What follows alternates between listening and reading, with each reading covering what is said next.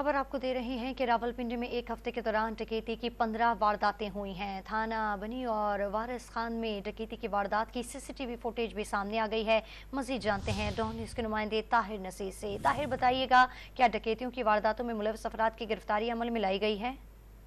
जी देखिए, अभी तक तो इन डकैती की वारदातों में मुलविस किसी भी मुलजिम को गिरफ्तार नहीं किया जा सका और रावल सर्कल में एक हफ्ते के दौरान डकैती की 15 वारदातें हुई हैं। थाना बन्नी, वारिस खान, न्यू टाउन सिटी और सादकाबाद की हदूद में ये वारदातें हुई हैं।